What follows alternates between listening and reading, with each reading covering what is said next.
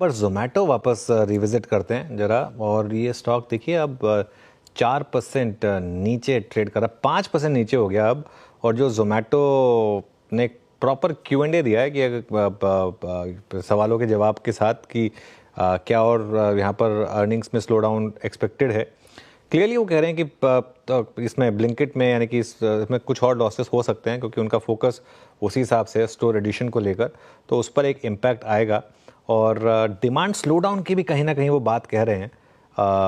जो food delivery business है, तो बेसिकली दो बिजनेसेस हैं। फूड डिलीवरी बिजनेस जहाँ पर 2% की ग्रोथ हुई है, वहाँ पर थोड़ा डिमांड का इशू है। और दूसरी तरफ है ब्लिंकिट यानी कि आपका क्विक कॉमर्स, जहाँ पर इस बार लॉसेस हुए हैं और वो कह रहे हैं कि शायद लॉसेस कंटिन्यू करें। 5% के करीब अभी स्टॉक नीचे है। अब कितना ये स्टॉक प्राइसिंग करके जा रहा है थोड़ा सा कहना टफ होगा, लेकिन जैसे पहले नंबर आया था हमने पहले ही कह दिया था कि नंबर काफ़ी ख़राब लग रहे हैं ये, और ये स्टॉक अब शायद एक बार के लिए 200 भी चला जाए। वैसे भी ये अब काफ़ी ओवर ओन्ड स्टॉक है, काफ़ी ऑलमोस्ट हर किसी के पोर्टफोलियो में अभी ये स्टॉक है। और आई थिंक कोई प्रिपेयर नहीं था कि इस तरीके के नंबर्स आएंगे जोमेटो के केस में। और जो 218 के करीब से पिछली रैली शुरू हुई थी, ऑलमोस्ट वहाँ तक अब जाने की शायद स्टॉक तैयारी कर रहा है। क्विकली अब मार्केट का पंचनामा का टीज़र लेते हैं। श्रेया बताइए क्या सवाल है? राहुल जैन जी सवाल पूछ रहे हैं महिंद्रा एंड महिंद्रा पर। सर आज ये डे लो के आसपास काम काज कर रहे हैं। इनफैक्ट मारुति में भी आज करेक्शन देखने को मिल रहा है, 1% से ज़्यादा की करेक्शन महिंद्रा एंड महिंद्रा में। राहुल जैन जी का सवाल है कि यानी particular reason for this correction, क्या करना चाहिए सर इनको? देखिए, ऑटो सेक्टर जितना गिरा है उसके हिसाब से तो महिंद्रा अभी भी काफ़ी आउट परफॉर्म कर रहा है। मैं आपको 2 चार्ट दिखा देता हूँ। आई थिंक अगर वो चार्ट फायर हो जाए फटाफट, तो एक महिंद्रा एंड महिंद्रा का 1 साल का चार्ट और एक निफ्टी ऑटो इंडेक्स का 1 साल का चार्ट। अगर आप उसमें कंपेयर करेंगे, ये महिंद्रा एंड महिंद्रा का 1 साल का चार्ट है, 78% ऊपर है ये स्टॉक।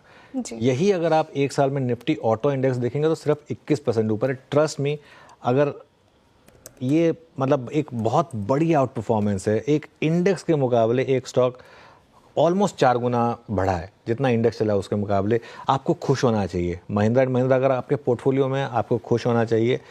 महिंद्रा एंड महिंद्रा एक ऐसा स्टॉक है जिसमें कहते हैं ना, एक वॉरेन बफे कहते थे कि अगर किसी स्टॉक को आपके पोर्टफोलियो में हो और अगर आपको बोला जाए कि मार्केट बंद हो गया 5 साल के लिए और आप उसको कुछ नहीं कर सकते, तो क्या आपको नींद आएगी चैन की? महिंद्रा एंड महिंद्रा वो स्टॉक है। तो इसके लिए अगर आपके पोर्टफोलियो में है तो बने रहें, कोई दिक्कत नहीं है। ठीक है, शिवानी का एक और सवाल है सर। HDFC लाइफ इंश्योरेंस पर भी तगड़ा डेंट पड़ा है, 1.5% करेक्ट होकर काम काज पर इनफैक्ट क्लोजिंग होने की तरफ बढ़ रहा है 633 के आसपास। क्या करना चाहिए HDFC लाइफ में जिनके पास है?